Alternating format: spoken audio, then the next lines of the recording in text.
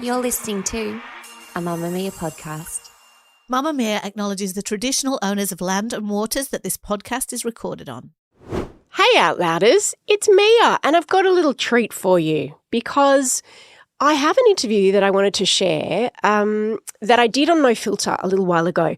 We talk on Out Loud a lot about cancel culture, and I know a lot of you are interested in that whole idea and the idea of wokeness. And I interviewed a woman called Africa Brooke who wrote a viral open letter a couple of years ago called Why I'm Leaving the Cult of Wokeness. And the letter changed her life, except not in the way that she expected it to. So I sat down with Africa recently to have a conversation about wokeness and about internet culture and cancel culture and the pressures and expectations that come with living in the age of intolerance. And we thought that it was really a good time to share it because there is so much noise online at the moment and it can feel so hectic and so much pressure to post things and have certain opinions. Anyway, I hope you enjoy this conversation, and if you want to listen to more No Filter, you know where to find it. So the risk that I was taking was, will I be betraying the Black community? Will I be betraying women? Will I be betraying other left-leaning people? Am I betraying my audience and friends and people that think they know me and my partner and whatever else? But also, I was at such a point of a rage, if you will, because suddenly I couldn't unsee how many people were monetizing from people's shame. And the truth is, I was not afraid of cancellation. I was not afraid of the exile. Welcome to No Filter. From Mamma Mia, I'm Mia Freedman, and I am afraid of being cancelled. Every day, in every way. But as you just heard, my guest today is not afraid, not anymore. Because in 2021, writer and activist Africa Brooke wrote an open letter and posted it online. She called it Why I'm Leaving the Cult of Wokeness, and it immediately went viral. She was 29 years old at the time, and that open letter changed her life, but not in the way she expected it to. So what did she write in the letter? And how did she become unafraid? And also, was she cancelled? Africa believes that we are living right now in the age of intolerance. Hard agree. And she also believes that what the culture wars demand of us is to pick a side and post loudly and incessantly about it on social media. And so for a long time, that's what she did, until suddenly one day it made her feel sick. You're about to hear what happened that day, but before you learn what made her quit the so-called cult of wokeness, you need to know how and why she joined in the first place. Africa's story actually begins back in 2016 when she had a severe drinking problem. So I started by asking her how her alcohol addiction turned her into an activist. I was 24 years old and I was trying to get sober, but I was struggling to let go of alcohol. And it was pretty bad. It wasn't sort of like I take it a little bit too far sometimes. It was alcoholism. So I was a blackout drinker, a binge drinker very specifically, which I think the British and Australians understand that very well and know exactly what that is because it's embedded in our culture. I have always been a writer. I've always been in the creative world. So when I realized that this problem wasn't going to be going anywhere anytime soon, I started sharing online. I had relapsed 7 times before that. And I really knew that if I don't find a way to get sober, I am going to be dead before I turn 25 years old. So I started an Instagram account, which was anonymous at the time, still the same one that I have today.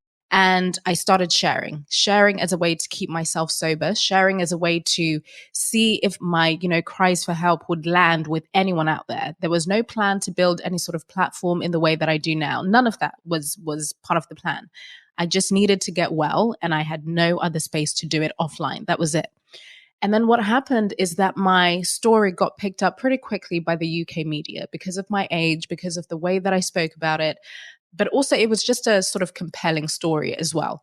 And I was immediately, when I say immediately, I mean maybe 6 to 8 months in, I was labeled as a sobriety advocate. And the thing is, when you become labeled as an advocate, you are also then labeled as an activist, So that's an important piece of the story for me. Pretty early on into my recovery, me just sharing about recovery and my findings and, speaking in the way that I do now, but just in a very different way. It was very recovery specific at the time. I then became labeled an activist. And once you get labeled an activist, you're not only expected to speak about the specific thing you talk about, now you have to activate for everything else. So now I can't just speak about recovery. I have to speak about recovery through the lens of being a Black woman. And then after I do that, I have to speak about recovery through the lens of a Black immigrant woman. And then so on and so on and so on, right? But then it doesn't just stop with me. I have to start advocating for other people. And to be honest, I actually, how do I put this? Not even just on a credibility level. If I'm to be completely honest, I think on an egoic level, it felt quite good for people to think that I am someone that is worthy of taking up all of these causes. So I never really questioned it. You know what I mean? Yeah, it's like not all heroes wear capes. Some of them have a social media account. Yeah. Some of them post on Insta. They do. Some of them make infographics, So I think that part of the story is quite important because then 2016, especially with everything that happened in the US with Trump being elected. And then I would say that for me, and actually most people that I speak to, that's when we started to notice the sort of just how much our most intimate lives were being politicized. I don't remember before then people looking at every fucking thing through the lens of politics. I just don't, Yeah.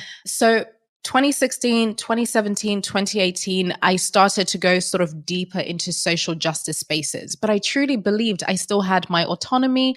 I didn't believe that I was a social justice warrior or anything like that, but I supported anyone that was doing anything under social justice because it's still a value that I hold closely to this day. It just looks very different to what I thought it needed to look like. And I realized that even though I was a very confident, outspoken person and I'd been speaking publicly around very challenging things for a time, I just started to feel very afraid in my own mind first to begin with. And I can realize it now more in retrospect, but I recognize what that feeling was, where I felt that I couldn't ask questions was the first one, or that I couldn't point out any contradictions that would kind of poke holes in whatever the mission was, whether it was to do with race or gender or sex or identity, anything that didn't quite make sense to me.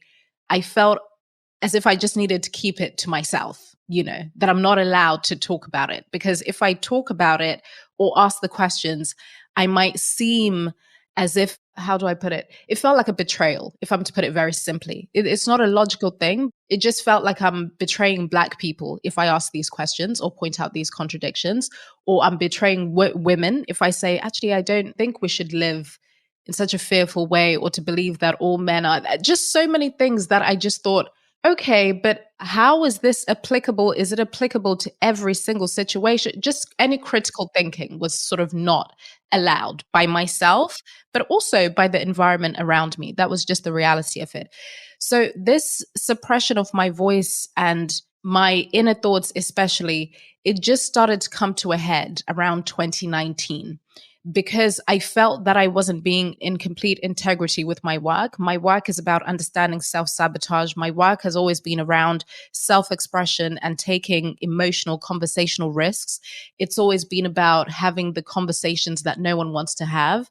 But I realized that there was a ever growing list of things that I was not allowed to say, Because it didn't go with the correct opinion on that topic, according to activists. Absolutely. Yeah, right. So, like, if you questioned the idea that, say, all men are rapists, and you said, well, hang on, not all men. Right. Or if, say, you believed, I don't know if this is something you believe or not, but if you believed in abortion but didn't feel comfortable with late-term abortions for non-medical reasons, for example, but you couldn't say those things publicly because the activists on those issues insisted you were either with them or you were an enemy.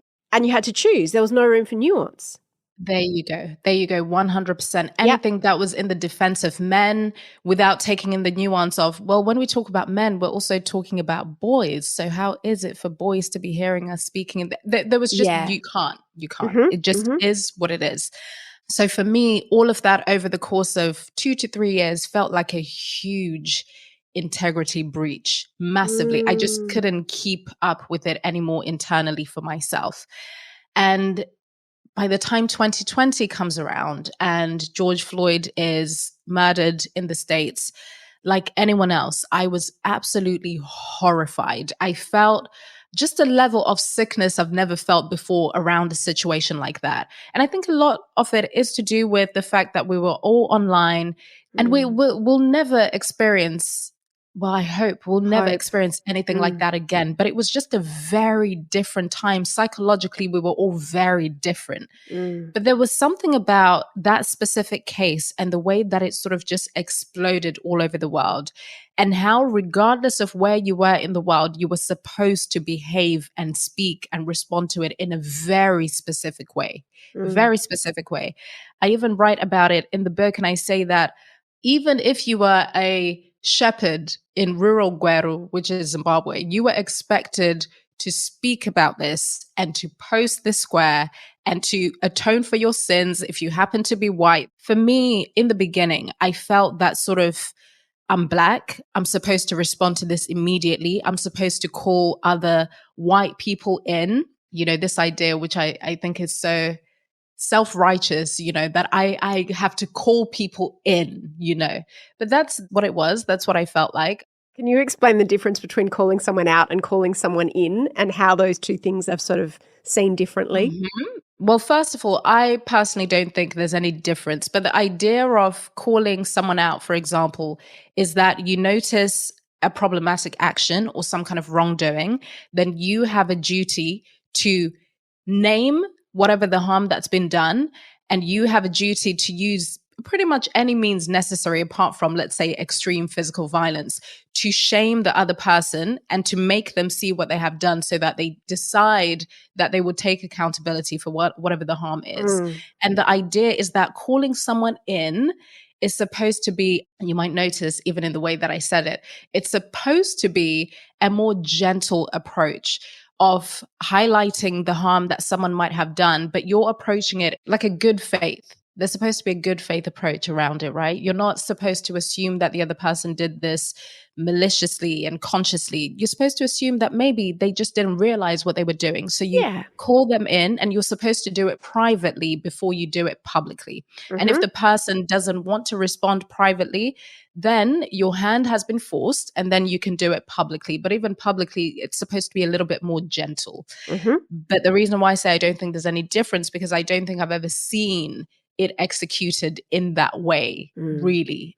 I just haven't seen that. And is that something that you did? Would you call people out and call them in and try to shame them? No, I never did anything like that. I never called anyone out or tried to call anyone in.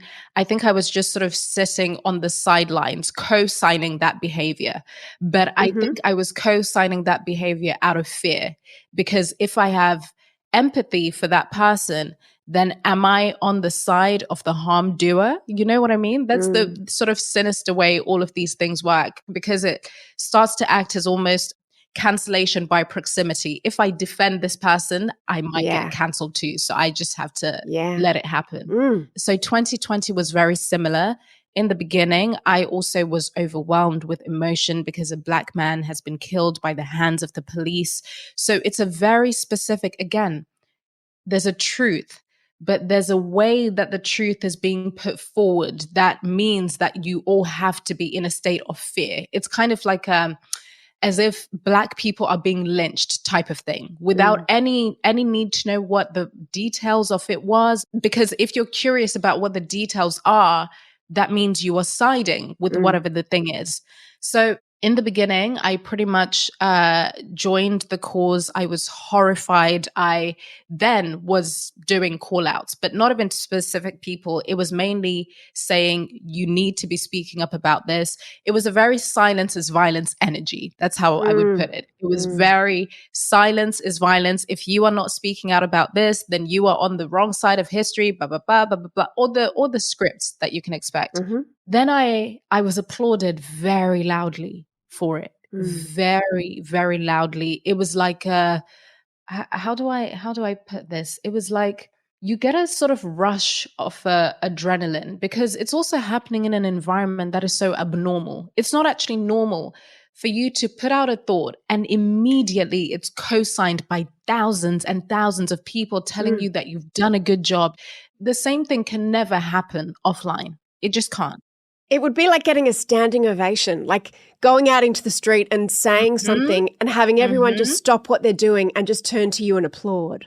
Yeah, that's exactly what it was. And I could see just how easy it is to get drunk on that level of validation and affirmation. But again, I used the language of integrity breach. And that's very specific language that I use for myself because my sobriety forced me to really think deeply about what my values actually are, to think about the kind of person that I am. So it's very easy for me to notice when I'm operating completely out of integrity.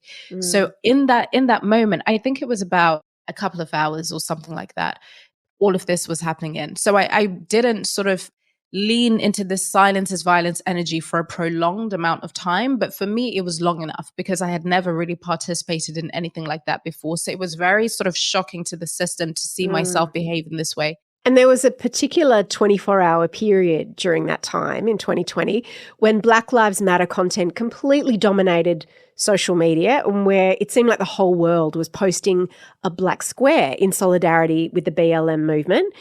And also because people were scared of being cancelled if they didn't post one.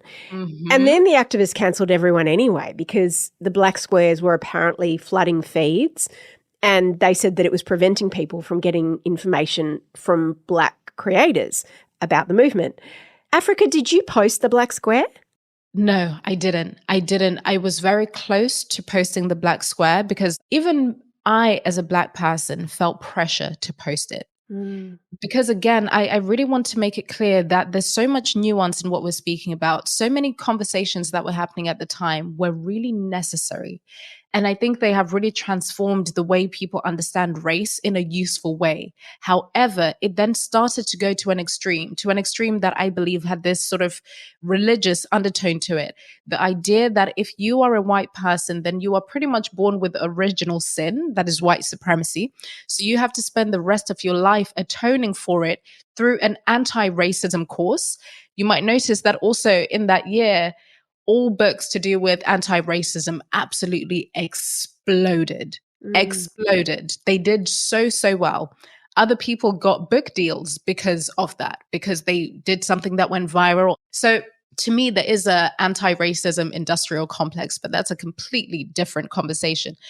But this is just the thing that I started to notice, but I had more questions because I started to think, well, how is let's say a young Black girl who was adopted by white parents supposed to feel about everything that we're saying right now?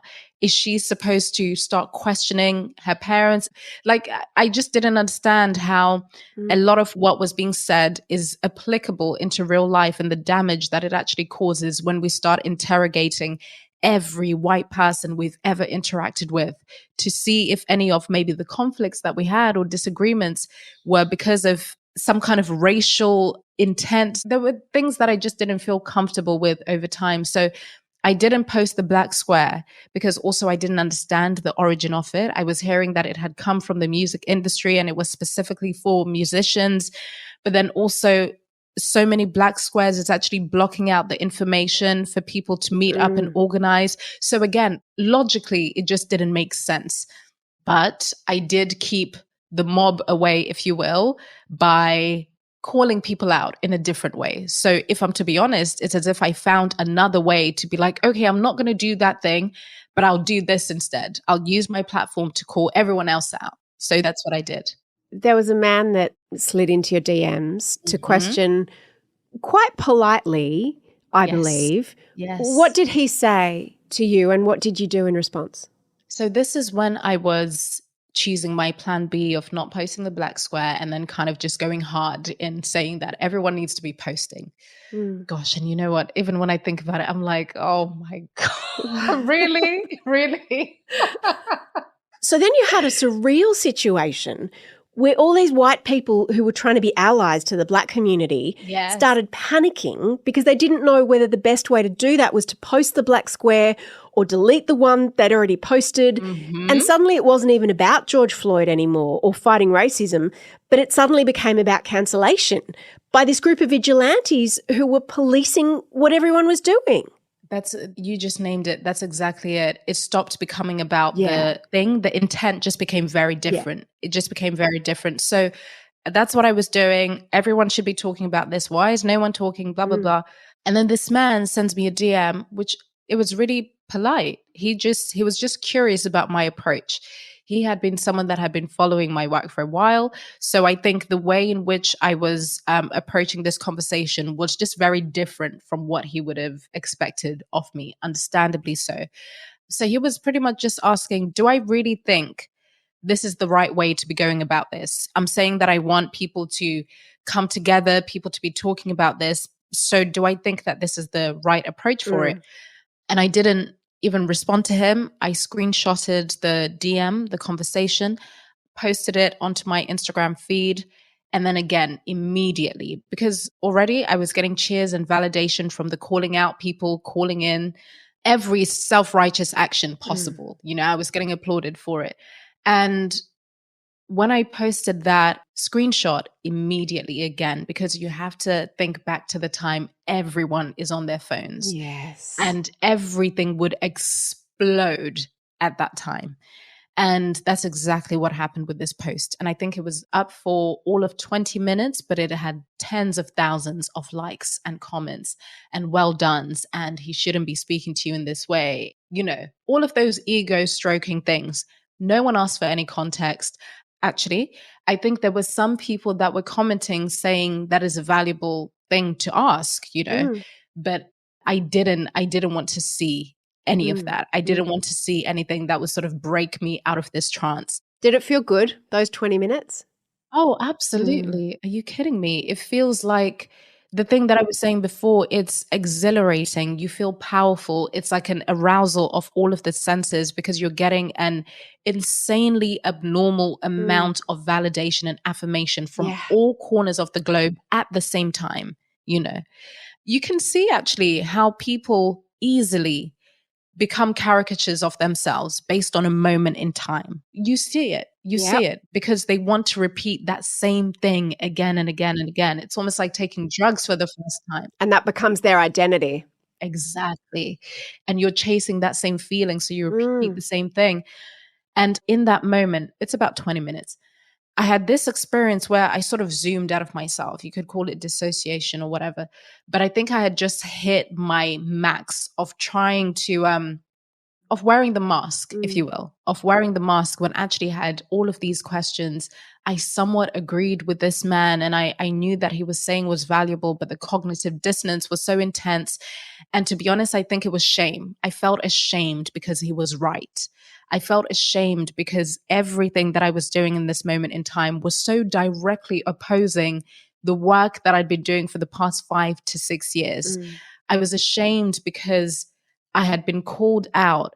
To be honest, I would say what this man did was the truly calling in. Calling someone in and saying, hey, coming into me privately and saying, hey, I've been following your work for a while and I respect what you do. So I just wanted to know, do you genuinely believe that this is the right approach? You know, so it's almost as if that's what it was, cognitive dissonance, which was wrapped in shame and embarrassment and having to look at myself, you know. So instead of taking the time to respond to him, I was going to publicly shame him instead, you know. Why did you take it down?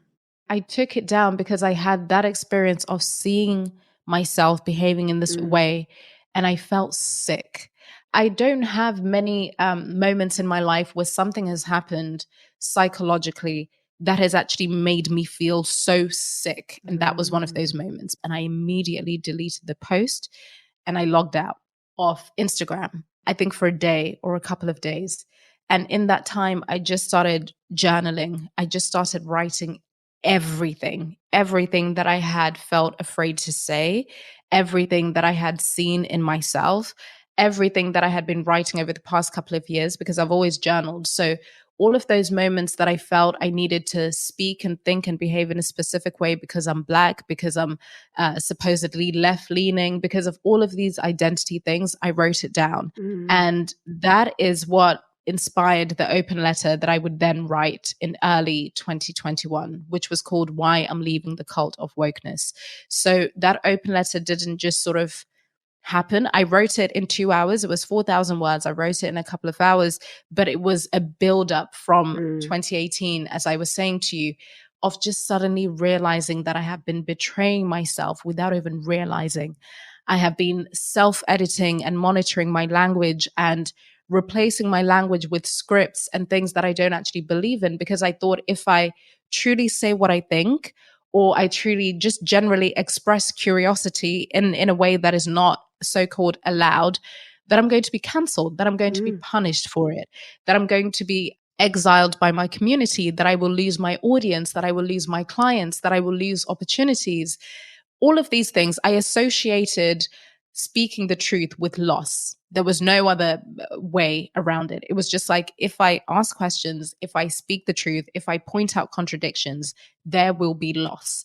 There was no, what I refer to as the third perspective. There was no kind of nuance. There was no gray. There was no, well, I might lose these people, but what if I gain all of that? Or actually, I don't need an audience that expects me to perform a very specific version of myself. There was just no option of any other way to be apart from compliance. So 2020 was really big because of that. And then shortly after, the racial uprising then became the are you vaccinated or not vaccinated conversation, which then became another whole thing. So all of that is for me what inspired me to write that open letter and to just make the declaration that whatever this thing is, whatever this game is, I just refuse to do it. I won't do it anymore. After this short break, what happened after Africa shared her views with the world? Was she cancelled? And did she regret it? Africa, you begin your open letter with the words, "If there's one thing I'm not afraid of, it's being cancelled. If being cancelled means me living in integrity as a human being who thinks for themselves, cancel me today. I repeat, I am not afraid." Were you really not afraid? Because I think everyone today, whether or not they're a public figure, is pretty afraid of being cancelled. Right. Because it can feel like we're all one misstep away from cancellation, and we've seen it happen to enough people now to know how brutal it looks. So how did you become unafraid of that? You know what? I think if there's anything that I've learned is that fear never absolutely goes away. Yeah. It's just a different quality of fear, I think.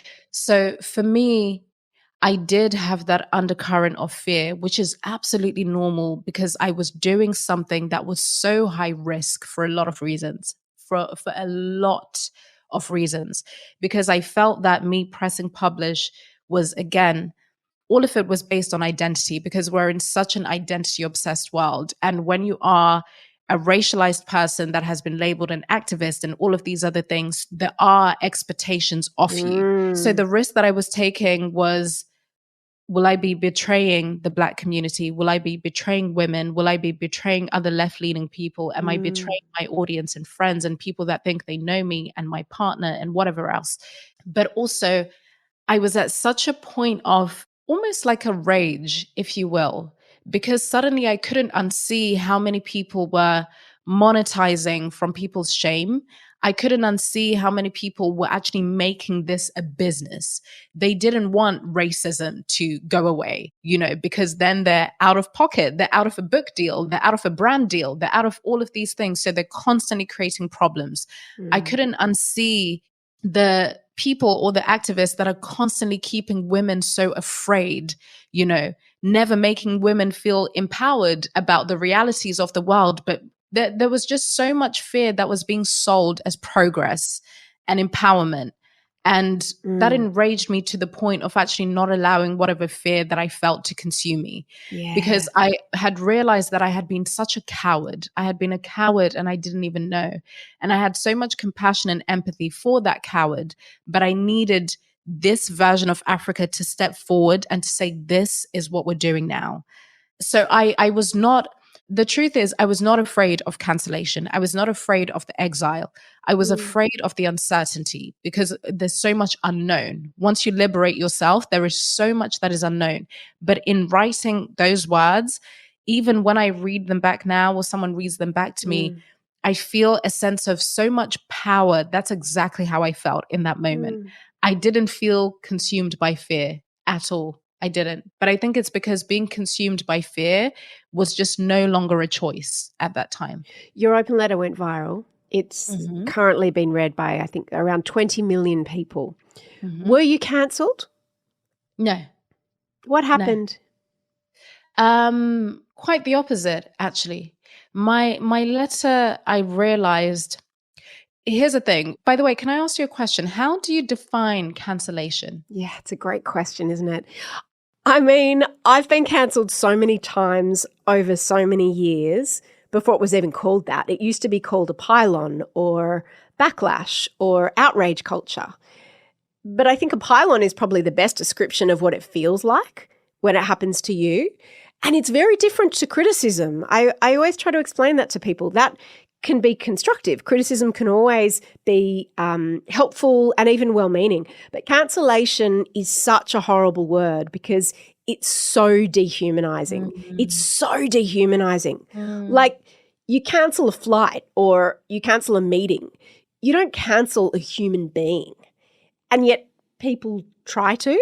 Right. Because the thing is that you can reschedule a flight or a meeting, but there's no formal process for being uncancelled. And that's kind of the point to it, to delete you as a person, which is just so awful. And the other thing about that word is how it's applied to such a wide range of people for such a wide range of things. So like everyone from Harvey Weinstein, who was actually a serial rapist who went to jail for his crimes, to someone who used a word that maybe they didn't realise was no longer acceptable because, I don't know, they're 70 years old or maybe they just don't mix in kind of woke circles. So I guess with cancellation, the big difference to me, besides the fact that Harvey Weinstein committed actual crimes, is that he didn't do them by accident. And the person who used the wrong word probably wasn't trying to cause harm.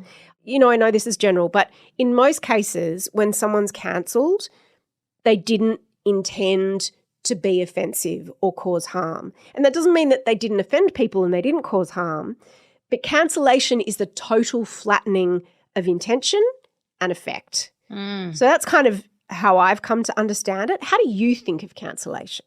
I love that so much. I think, and I'll just say this as well, even when you think of Harvey Weinstein, right, he still received due process. Right? He did. He still received due process. So I asked that question, and it's a question that I now ask a lot of people because I genuinely believe that a lot of the polarization that we continue to experience and just never getting anywhere in conversation is because we have definition issues. Because if I think cancellation is simply accountability and allowing for people to see the harm that they've done so they can take responsibility for their actions. Sure, I would be on board with that too if that was actually true. But if another person, and I'm the other person in this case, if another person believes that cancellation is a combination of public shaming, pylons, virtual stoning, that it's doxing, that it's antisocial behavior, it's cyberbullying, then we're working with completely different definitions. So we'll never agree on what it is. So I always like to ask people how they do define it. After having studied this for the past 5 to 6 years and really understanding the nature of cancel culture, which I prefer to call it collective sabotage. And the reason I do that is because I've been studying self-sabotage for the past 8 years. Self-sabotage being, and this is how I describe it in the book, when you are the one poking holes in your own ship, when what it is that you say you want is in direct conflict with your behavior. You're saying you want progress, but you're using extremely regressive methods to get there, you know. and you're pulling the plug on your own cause. So when you have individuals that are already in a state of self-sabotage and then we come together as a collective, we're quite literally acting against our own best interest.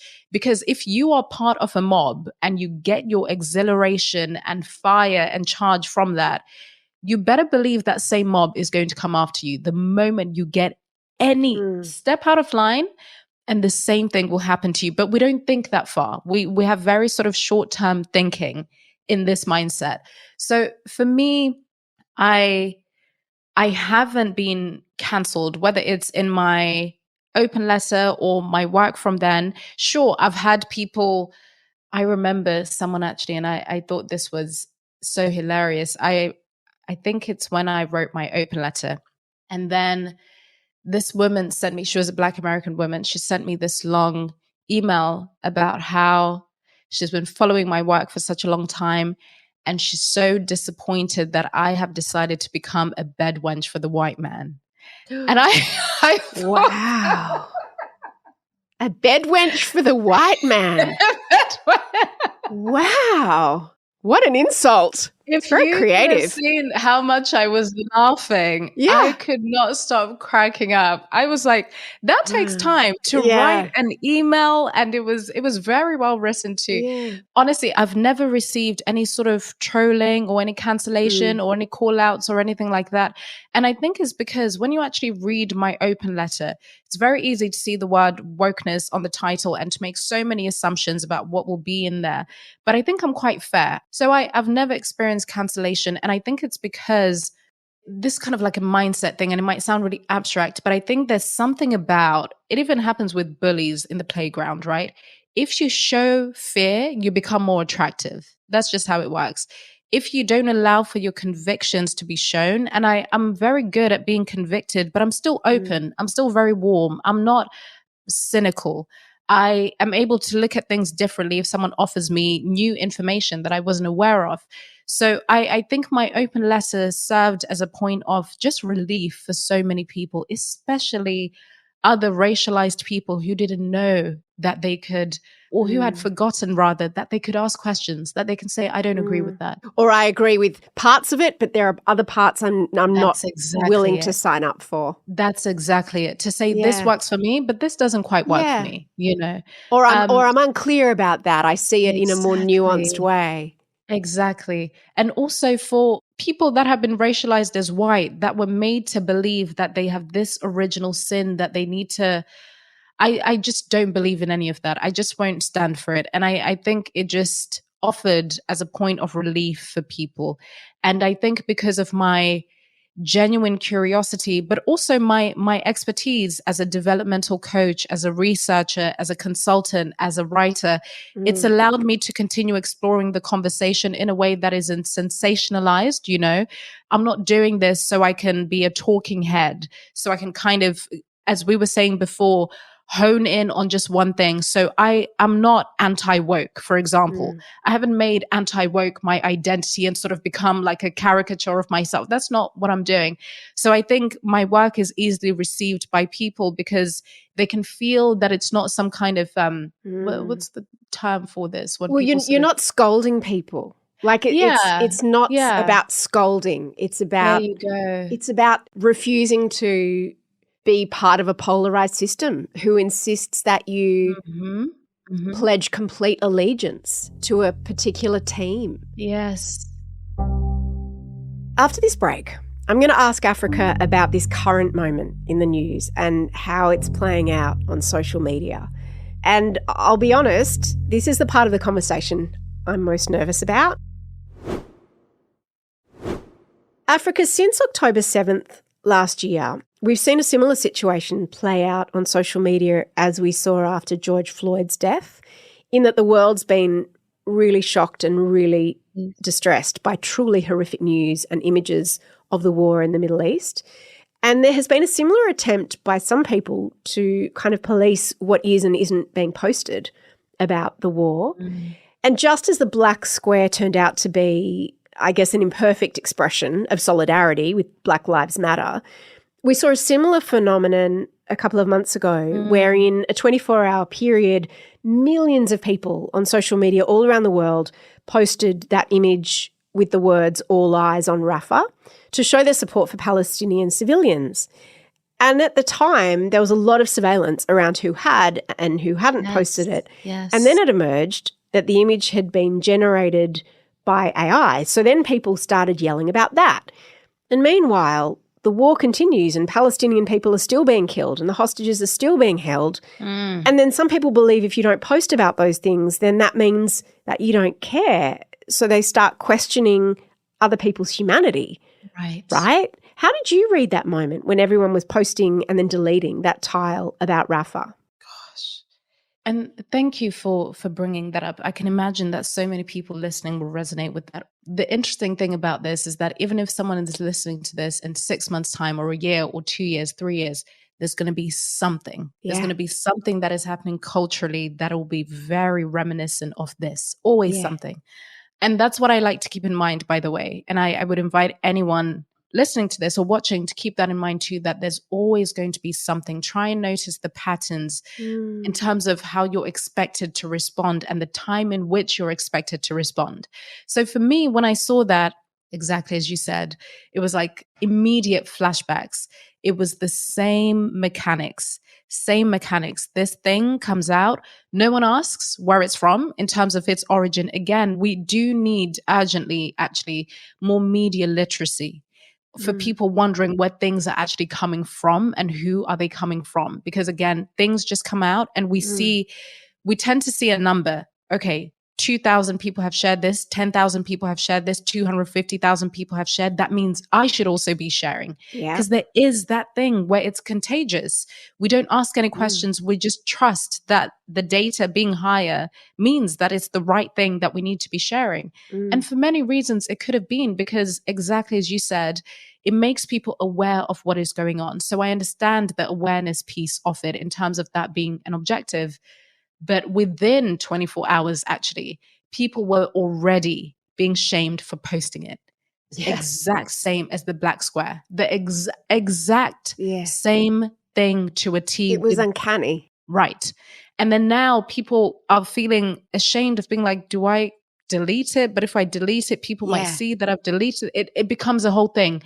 But then for me, the biggest thing is, and this is why I remember recording a specific podcast episode on this maybe 3-4 years ago on why you don't have to speak up on every social issue. And it all rings true today.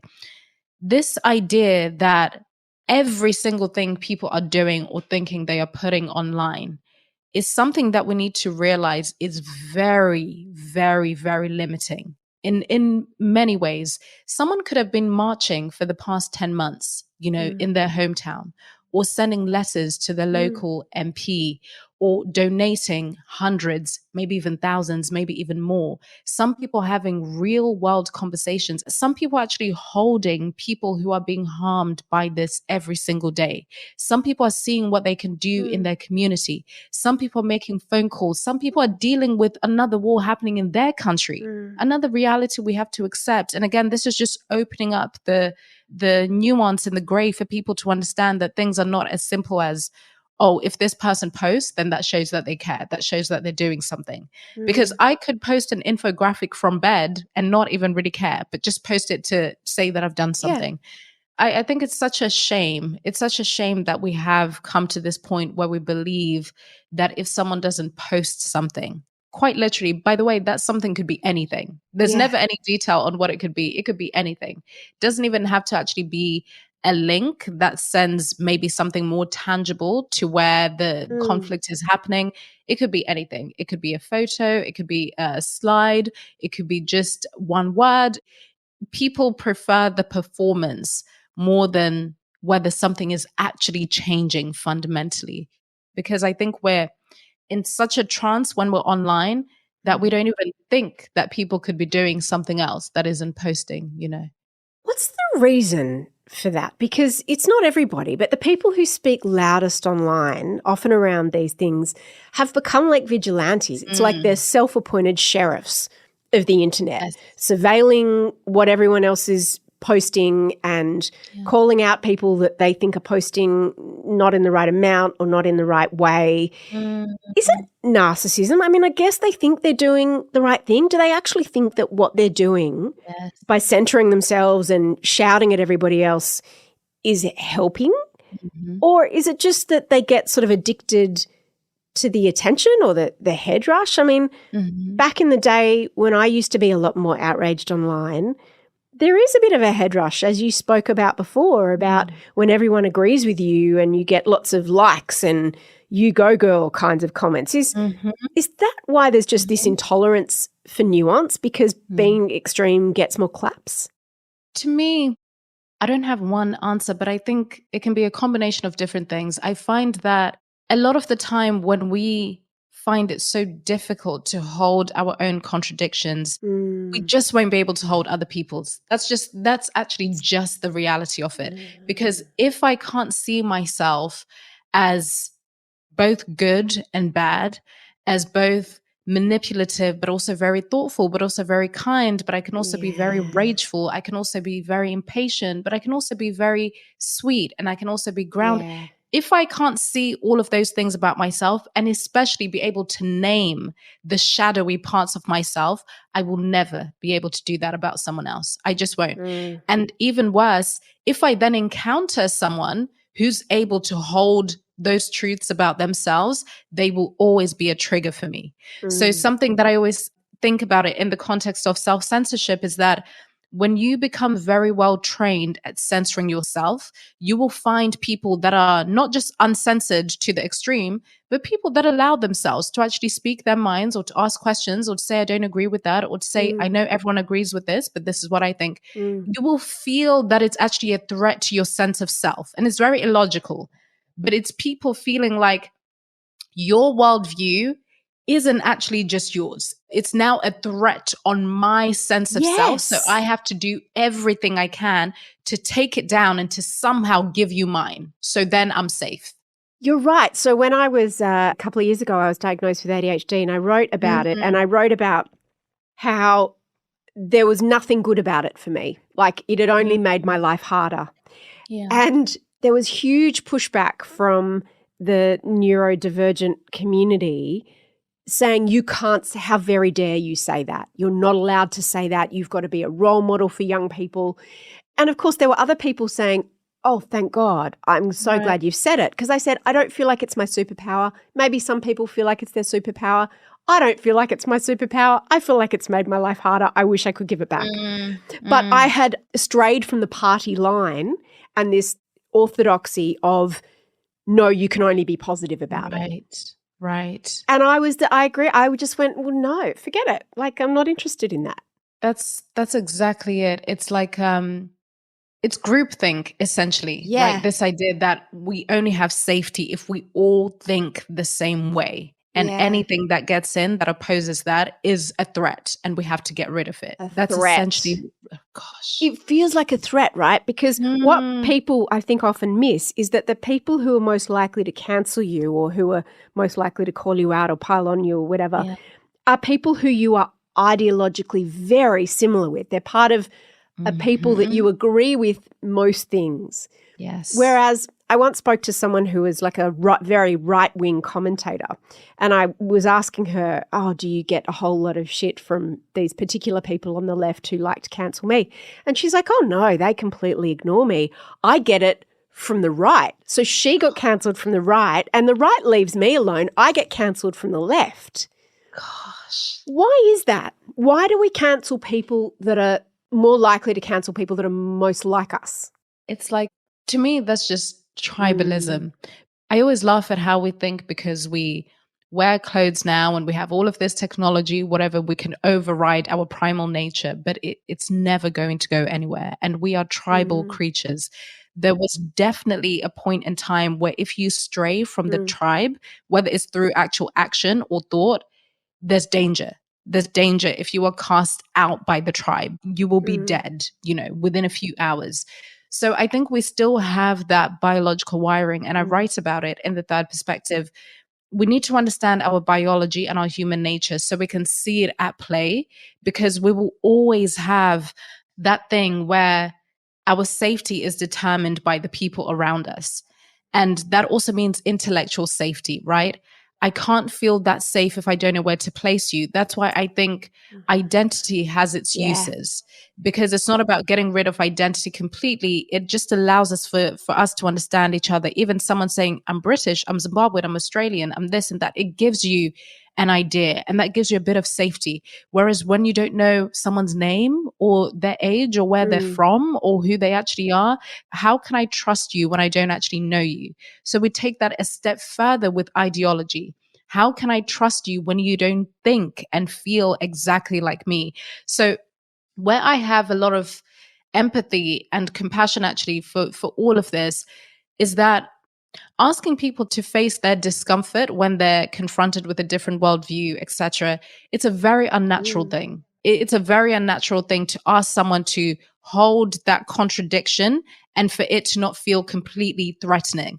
But that is our work to do as people, to surround ourselves, not to an extreme, because this is where people have to say, well, so what? I should just be friends with bigots and white supremacists. Why do we have to go to those extremes? There are many things in which you disagree with someone else on, but we're building such a level of intolerance where even with the most basic things, people can't deal with it anymore, you know? That's so true. And just finally, Africa, your wonderful book, The Third Perspective, the subtitle is Brave Expression in the Age of Intolerance. I want to ask you about intolerance and why you think we've become so intolerant, because I've worked in media for 30 years and it used to be just understood that you could disagree with someone, right? I don't agree with your opinion. I don't agree with that story you published.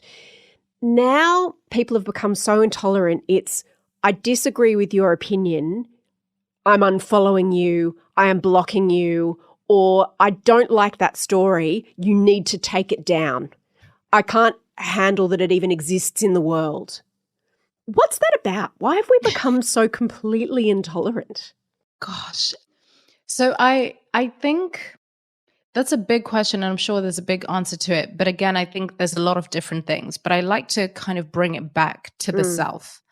And it's what I do in the book as well, because I think these things can feel so big, whether we're talking about cancel culture, identity politics, the politicization of absolutely every single thing, even your food choices, it's political in some way. Even what you wear on your body, it's political. Is it fast fashion? Is it, independent brands? Who has more money to it? Everything is political. Yes. But I think to me, the intolerance, there's kind of something, and I wonder what you think, but there's something sort of childlike about it, that everything is sort of me, me, me. There's been like an infantilization of people treating themselves like sort of infants that need to be wrapped in cotton wool, in case something rubs onto them. Yes. So I find that a way that I'm able to sort of deal with this without it feeling so big is to realize that I'm kind of dealing with sort of infants almost. So I'm not going to let them run the show. I'm not going to let them tell me what I can say and not say. I'm not going to allow for them to say, you need to behave in this way, when a lot of the time it's people that are so out of control in their personal lives, but then they get this sense of control online. Now they tell everyone else what to do.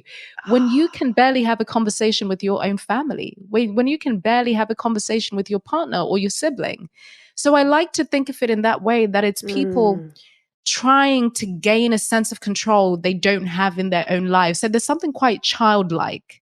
It's like a toddler. That makes so much sense now.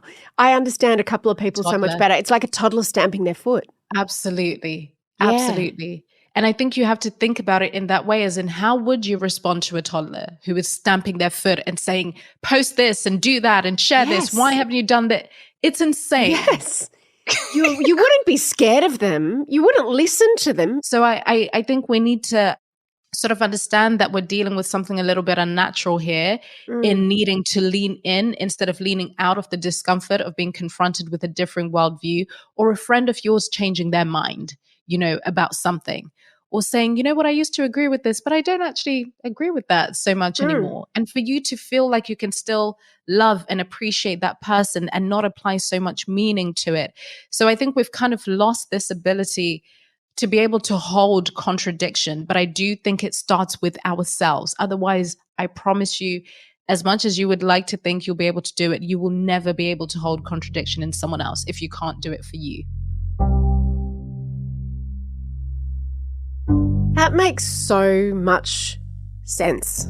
The idea of holding contradiction in yourself and being open to the idea of changing your mind or having nuanced views about things, because most of our views aren't completely polarised. And listening to Africa's story and her wisdom, I can really understand how she's become unafraid of cancellation and the online mob, especially through that framework of someone behaving a bit like a toddler. And that's not to be trite, because I do believe that everybody thinks that they're doing the right thing. They honestly do believe. I have to think this, right? I have to believe that they have good intentions if I want that same consideration given back to me every time I make a mistake or do something that people don't agree with. But I think what's important is to pause and ask yourself, what do we actually owe the internet? What do we owe social media? What do we owe to the strangers who follow us? Is it the only place or even the right place to engage in really complex ideas and situations that require critical thinking and nuance, and where we might change our mind? The truth is, you don't owe the internet anything. What we do in our actual lives, what we stand for in our communities and homes, in our workplaces and in our hearts, in our wider society, that is always going to matter more than what you do or don't post to the world. I don't post about my kids online. Do you think that means I don't care about them? And as Africa says, in the eyes of the internet, you'll never get it right. So maybe the best way to protect ourselves and each other is to live our core values more than we post about what we want people to think our core values are, or what we feel that their core values and their posts should be. And look, I feel like I've said that a lot in this podcast, I'll be honest with you. There were moments I was really afraid to even have this conversation with Africa or share my own experiences and ask my own questions because, well, you know, I know what cancellation feels like, and it is life-changing, not the good kind of life-changing. And even saying that, I'm scared that people will try to weaponize those words to cancel me. But you know what? I can't let that fear run my life, and I can't let it determine the kind of conversations that I want to bring you here on No Filter.